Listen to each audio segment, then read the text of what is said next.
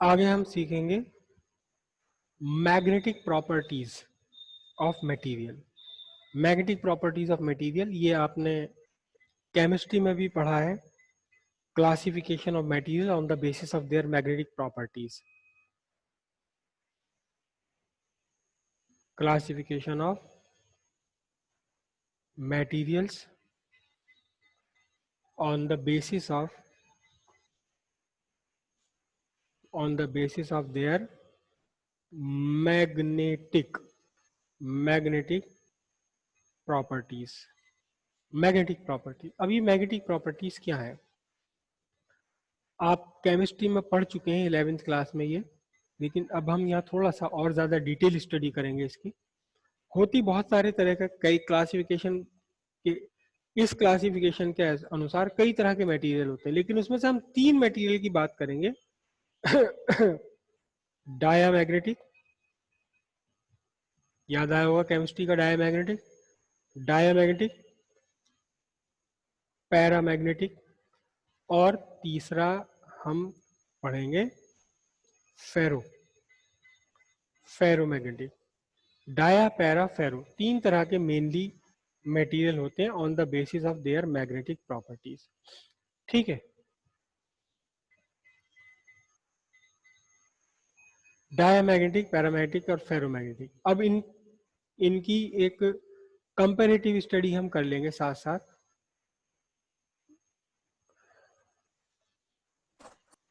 इससे पहले कुछ और आपको पढ़ाऊंगा।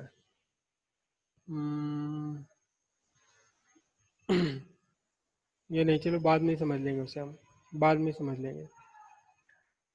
इसमें से डाया और पैरा, इसमें से डाया और पैरा, इन दोनों की प्रॉपर्टी को अगर हम सीख लें, समझ लें, तो फेरोमैग्नेटिक की प्रॉपर्टीज वैसी ही है जैसी कि पैरामैग्नेटिक की प्रॉपर्टीज है। बस थोड़ा सा अंतर यह है कि पैरामैग्नेटिक की जो प्रॉपर्टी है हल्की सी हवा बराबर, वही फेरोमैग्नेटिक की प्रॉपर्टी है बहुत स्ट्रॉन्ग, बहुत स्ट्रॉन्ग। फेरामैग्नेटिक है, ये पैरामैग्नेटिक समझ लो, पैरामैग्नेट है, पैरामैग्नेटिक तो है शिकंजी, और फेरोमैग्नेटिक है शहद। ये भी मीठा है, ये भी मीठा है। इसकी मिठास हल्की सी होती है और शहद की मिठास इससे बहुत बहुत बहुत कहीं ज्यादा होती है। तो पैरामैग्नेटिक की प्रॉपर्टीज हम समझ लें तो फेरोमैग्नेटिक की प्रॉपर्टीज हमें खुद ब खुद समझ आ जाती है। तो पैरामैग्नेटिक और डायमैग्नेटिक को हम समझते हैं, बहुत ध्यान से समझना। नोट्स में सब कुछ आपके पास है, लेकिन यहाँ आप डिस्कस कर लेंगे उसको। सबसे पहला, इलेक्ट्रॉनिक कॉन्फ़िगरेशन। इलेक्ट्रॉनिक कॉन्फ़िगरेशन आप सबने केमिस्ट्री में ऑर्बिटल थ्योरी सबने पढ़ी हुई है। ऑर्बिटल थ्योरी आप सबने केमिस्ट्री में पढ़ी हुई है। रदरफोर्ड ने तो ऑर्बिट क्या, रदरफोर्ड ने तो कुछ भी नहीं बताया था, कह दिया कि बस इलेक्ट्रॉन रिवॉल्व करता है। फिर बोर ने कंसेप्ट दिया स्टेबल एनर्जी लेवल या ऑर्बिट्स का। अब ऑर्बिट भी नहीं है, अब तो हम केवल ऑर्बिटल पढ़ते हैं, ऑर्बिटल्स के स्ट्रक्चर पढ़ते हैं। ऑर्बिटल जो आपके पीरियडिक टेबल में ब्लॉक बने हुए, S block, P block, D block and F block, वो एक्चुअली एसपीडीएफ क्या है? ये ऑर्बिटल्स ही तो है। लास्ट इलेक्ट्रॉन, जिन एटम्स का लास्ट इलेक्ट्रॉन एस ऑर्बिटल में, वो एस और एस ग्रुप के एलिमेंट हैं। जिन जिन एलिमेंट्स में अंतिम electron, last electron P orbital में पहुंचा, वो पी ग्रुप का एलिमेंट है। इसी तरह डी और एफ ग्रुप का एलिमेंट है। तो ऑर्बिटल थ्योरी आप सबने पढ़ी हुई है। ठीक है, मैं एक छोटी सी यहाँ एक स्ट्रक्चर बना रहा हूँ। चलो Na का स्ट्रक्चर बनाते हैं, Na11 का स्ट्रक्चर बनाते हैं। s ऑर्बिटल है ये, है ना, 1s ऑर्बिटल है, और इस s ऑर्बिटल में 2 इलेक्ट्रॉन है। फिर उसके ऊपर आता है, उससे ज्यादा एनर्जी वाला आता है 2s ऑर्बिटल, इसमें 2 इलेक्ट्रॉन है। 2 और 2 4 है, कितने कुल मिलाकर 11 इलेक्ट्रॉन। तो बचे अभी कितने, अभी कितने बचे? 7 इलेक्ट्रॉन अभी और बचे। ठीक है, तो अगले 7 इलेक्ट्रॉन कहाँ जाते हैं? अगले 7 इलेक्ट्रॉन जाएंगे 2p ऑर्बिटल में, और 2p ऑर्बिटल में फिर इसके 3 पार्ट हैं, px, py, pz। p orbital 3 dimensional structure है इसका, डमरू के शेप का, और एक दूसरे के साथ में परपेंडिकुलर ओरिएंटेड रहते हैं तीनों के तीनों। तो 2p ऑर्बिटल में 4 इलेक्ट्रॉन यहाँ पूरे हो चुके हैं, 1s में 2s में। अब 2p में एक इलेक्ट्रॉन आया px में, अगला इलेक्ट्रॉन py में, अगला इलेक्ट्रॉन pz में। ठीक है, कितने हो गए? 4 5 6 7। अभी कितने इलेक्ट्रॉन बचे? 4 इलेक्ट्रॉन और बचे। x में आ गया, y में आ गया, z में आ गया। कितने? 10 इलेक्ट्रॉन पूरे हो गए। 4 और 6 10। एक इलेक्ट्रॉन और बचा। अब अगला इलेक्ट्रॉन वो कहाँ जाता है? आप सब अच्छी तरह जानते हैं। अगला इलेक्ट्रॉन जाएगा आप किसमें? 3s ऑर्बिटल में इलेक्ट्रॉन। ठीक है, ये तो आ गया आपका किसका? सोडियम का। सोडियम का स्ट्रक्चर है। लेकिन अगर मैं नियॉन का स्ट्रक्चर बनाने लगूं, अगर नियॉन Ne में होते हैं 10, तो मैं देखो ध्यान से, मैं इनको गोल कर रहा हूं।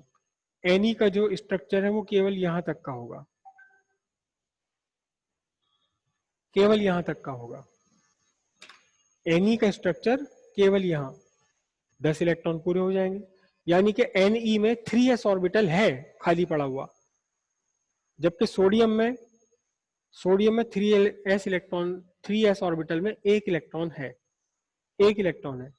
अगर नियॉन में आप देखें तो कितने ऑर्बिटल्स हैं? 1 2 3 4 5 ऑर्बिटल्स हैं।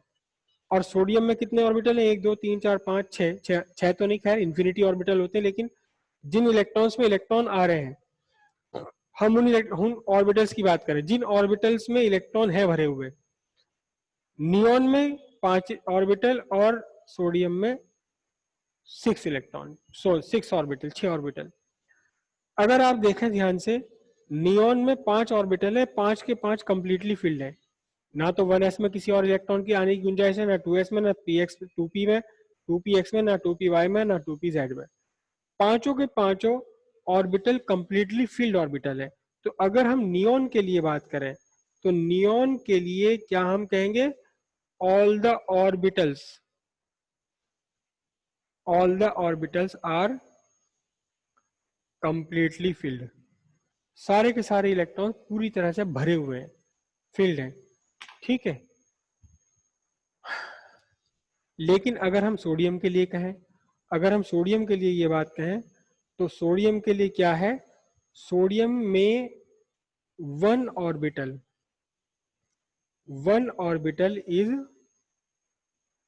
Partially field.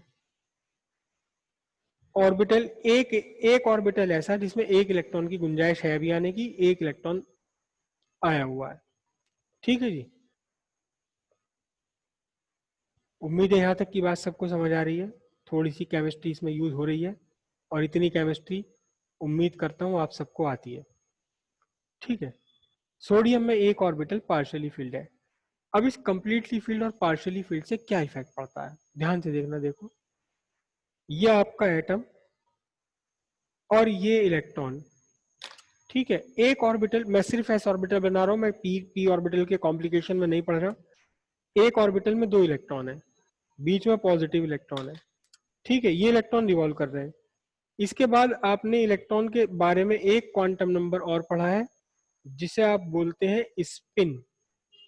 Spin quantum number plus half भी होता है, माइनस हाफ भी होता है। अब इस प्लस हाफ माइनस हाफ का एक्चुअल मीनिंग क्या होता है? प्लस हाफ और माइनस हाफ का एक्चुअल मीनिंग है इलेक्ट्रॉन का रिवॉल्व। देखो ध्यान से, इलेक्ट्रॉन इस न्यूक्लियस के चारों तरफ रिवॉल्व कर रहा है, और इलेक्ट्रॉन खुद अपने ऊपर स्पिन भी कर रहा है। ठीक वैसे जैसे हमारी अर्थ है, सन के चारों तरफ रिवॉल्व भी कर रही है और अपने अपने एक्सिस पर ले रही है। देखो ध्यान से समझना, एक तो रिवोल्यूशन हो गया ये वाला, ये केवल रिवोल्यूशन है, केवल रिवोल्यूशन है। लेकिन इस रिवोल्यूशन के साथ साथ अगर ये ऐसे घूमता रहे, तो ये रिवोल्यूशन भी है और साथ साथ क्या है? ये स्पिन भी है।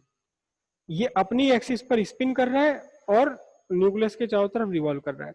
तो इलेक्ट्रॉन न्यूक्लियस के चारों तरफ रिवॉल्व करते हुए स्पिन करता रहता है, उसी को तो आप स्पिन क्वांटम ले रहते हो। अब हर एक ऑर्बिटल में आधा आधा एरो क्यों बनाया? आधा आधा क्यों क्यों बनाया है? आधा इसलिए बनाया क्योंकि एक रिप्रेजेंट कर रहा है प्लस हाफ स्पिन को, दूसरा रिप्रेजेंट कर रहा है माइनस हाफ स्पिन को। मतलब प्लस हाफ कौन सा है? प्लस हाफ स्पिन होता है जिसे हम कहते हैं एंटी क्लॉकवाइज। एक इलेक्ट्रॉन इसमें से रिवॉल्व कर रहा है कैसा? Anti clockwise. दूसरा इलेक्ट्रॉन इसमें से रिवॉल्व, इन दोनों पेयर में से दूसरा इलेक्ट्रॉन रिवॉल्व कर रहा है कैसे? रिवॉल्व कर रहा है क्लॉकवाइज। ठीक है। इलेक्ट्रॉन बहुत फास्ट घूमता है न्यूक्लियस में, उससे भी ज्यादा फास्ट घूमता है, उससे भी ज्यादा फास्ट इसका मोशन होता है। कौन सा वाला? स्पिन वाला। और टाइम ओवर होने वाला, टाइम अप होने वाला है। क्या करूं मैं? या अगली क्लास में करना पड़ेगा, क्योंकि अभी तो कहानी बड़ी लंबी है। अभी तो हमने शुरू करा, घर से निकले ही हैं, अभी तो बहुत लंबी कहानी है। तो इसलिए मैं अटेंडेंस ले लेता हूँ। और अगली क्लास होगी अब आपकी 12:40, 12:40 पर होगी आज, और उसमें हम इस टॉपिक को और आगे पढ़ेंगे।